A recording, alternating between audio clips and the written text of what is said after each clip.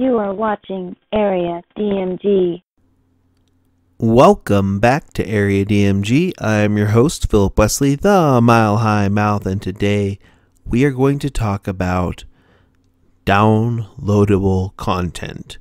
Also, a little bit about the channel. Okay, it's May, and we're a little bit behind on certain shows that we used to review. Those shows being Adventure Time, Berserk, and to some extent Steven Universe. Anywho, well, we're a little bit behind on those, and I was like, oh gee, I should catch up on those, but I don't want to flood my feed with a ton of animation reviews all at once. I want to give people a little bit of warning. So here's what we're doing. I'm doing this particular video, which I've overlaid over some just random Zelda footage that I recorded from one of my playthroughs. I've been playing through a lot of that, actually. If you're on my friends list, you know how long I've been playing The Legend of Zelda, A Breath of the Wild. Anyways, it's May, so animation. Get it? Yeah, I know, it's a horrible pun, but it pretty much means that on Saturdays and Sundays, and partially sometimes during the week, you'll get like a little cluster of shorter reviews. Actually, I've decided to make these a little bit shorter, just some general thoughts and things to catch up. I don't expect to go into too much philosophy or whatnot on those, and that's kind of the thing people should take from the Suki Nihon reviews. When you're watching those, usually I'm talking about concepts or film design, because these are reviews. And yeah, I'm also working on a review of the Caligula thing. Okay, hold on. I have my Vita around here somewhere. I put it down because sometimes I carry the Vita with me and I play through stuff. I think it's like the Caligula experiment or experience. Anyways, let me check real quick. There it is. Okay, I got it. I had to get that out there for a moment. This is such a good system. It's just so underrated.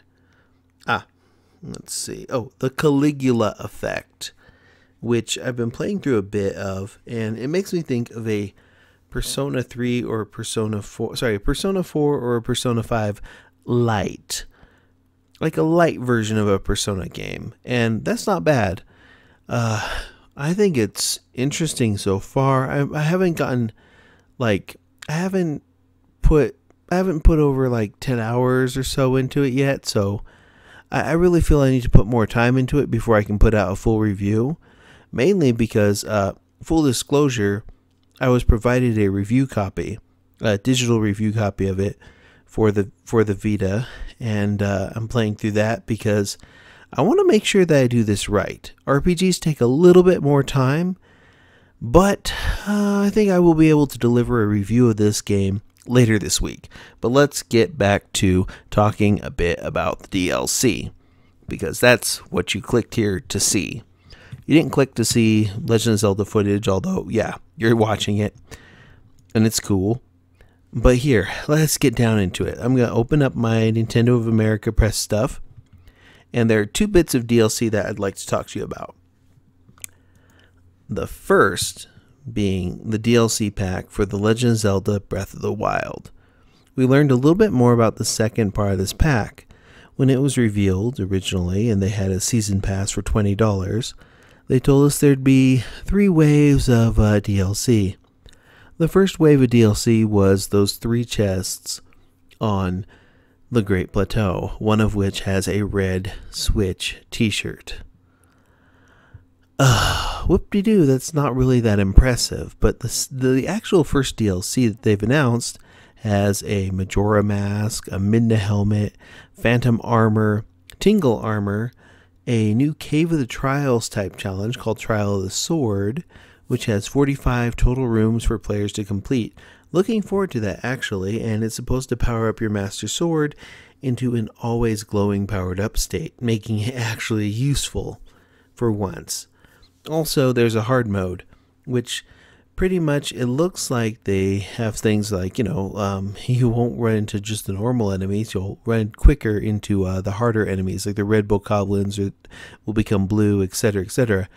And apparently there are high rank enemies that are only in hard mode, meaning we may face off against gold Lionels, which, I like that.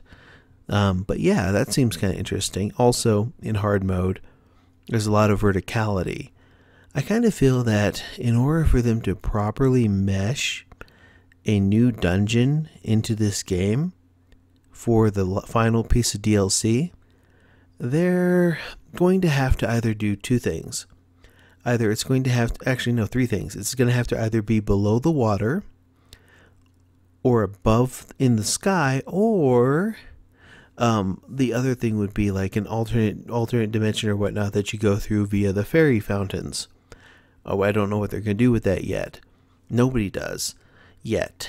There's also a thing called the Hero's Path mode where it literally puts down, like, apparently footprints, little steps so you can tell where you've been walking. Interesting. And then a travel medallion, which you can place anywhere on the map where you are and make a temporary travel point that you can transport yourself back to at any time. Meaning, there's this good spot here for harvesting Staminoka bass or something. So I'm going to put a pin here and then I can come back to it later.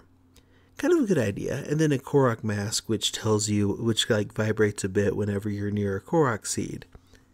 That's pretty good.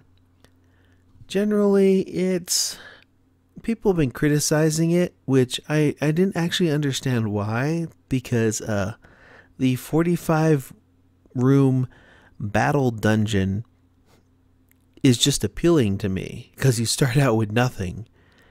But and you have to get equipment and such, kind of like Eventide Island.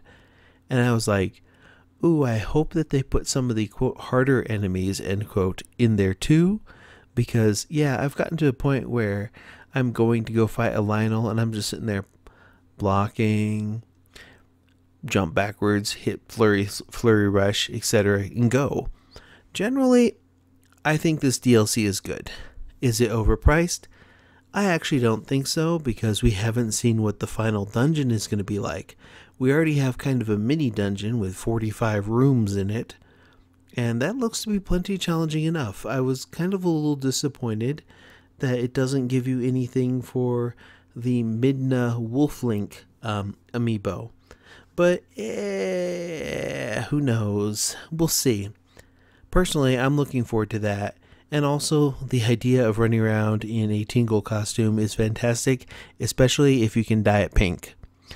Anywho, the big controversy, though, with Nintendo is the Fire Emblem Echoes Shadow of Valentia DLC. People are spicy on that one. Or rather, there's a lot of going around over that one. On May 19th, Shadows of Valentia, or Fire Emblem Echoes, debuts. And, on May 19th, there's also there's going to be 5 DLC packs for the system. It's for 3DS, and it's going to be DLC Pack 1, which is the Fledgling Warriors Pack, DLC Pack 2, which is the Undaunted Heroes Pack, DLC Pack 3, Lost Altars Pack, DLC Pack 4, Rise of Deliverance Pack, and then the unnamed DLC Pack 5. And they are, respectively, $7.99, $9.99, $14.99, $12.99, and then $5.99, respectively. There's no release date for the final DLC pack, but the first DLC pack is out May 19th. Then May 25th for the second, May 25th for the third, June 1st for the fourth. I'm guessing the 5th will probably be sometime late June or early July. We may find out more details about it closer to E3. It's cheaper than the rest of these, so I'm guessing that it's just a few special missions, and they may have a spoilery kind of name. Anywho, you can get a season pass, which has all of these, for $44.99. So it has about 22 pieces of content, including new maps, new adventurers, new types of content, like, for example, new jobs and classes that you can upgrade to, and a lot of behind the scenes things, meaning this is all sorts of content to give you more of a fleshed out experience in the full game. Now, they're not cutting content from the full game, because this content was not content that existed in the original NES or Super NES version of this. And personally, when you look at the whole total cost that they want $44.99 for a season pass with 22 pieces of content. Now, this is not unusual. The last Fire Emblem had a lot of DLC. It had about $40 worth of DLC if you did not include like the other version and Revelations as part of that DLC. In fact, if you include that, it had about 60 something dollars worth of DLC. And that was kind of pricey. Awakening had about 20 or so of DLC. Smash Brothers had about 50 to 60 bucks worth of DLC.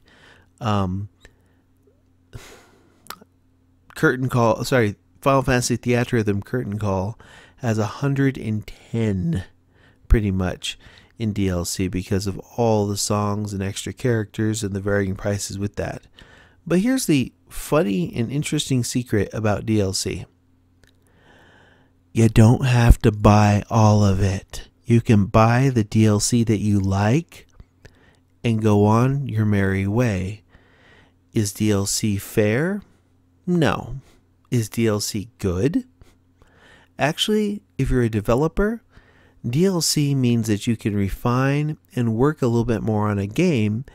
It's in a way the closest thing that many people have to residuals from a video game. Which, you know what? That's not a bad idea. That's not a bad thing. DLC extends the life of a game with new content. And overall, I have a pretty positive opinion of DLC. Originally, I did not, because originally it was microtransactions. They're like, here is this $30 piece of horse armor, and it was all pretty much cosmetic. A lot of this is cosmetic. A lot of, like, for example, all the new little suits and stuff, although some of them do things in Breath of the Wild. And all the stuff in Fire Emblem is pretty useful. It's all new scenarios, new maps, and new adventurers and new story stuff. So we do get a substantial amount of good DLC. The big difference between good DLC and bad DLC is the sense of worth that it brings to a game. With Fire Emblem Echo Shadow of Valentia, you already have a rather large game. In fact, it comes in at 12,826 blocks for the 3DS, which puts it somewhere around close to... It's one of the larger Nintendo 3DS games. And all this content looks to be almost as large as the actual game, which is good. Anything that can extend the life of a game past when you normally would have stopped playing it is good. In fact, looking at this, the DLC is spaced out in a way that they're trying to accommodate that. And I don't know. Personally,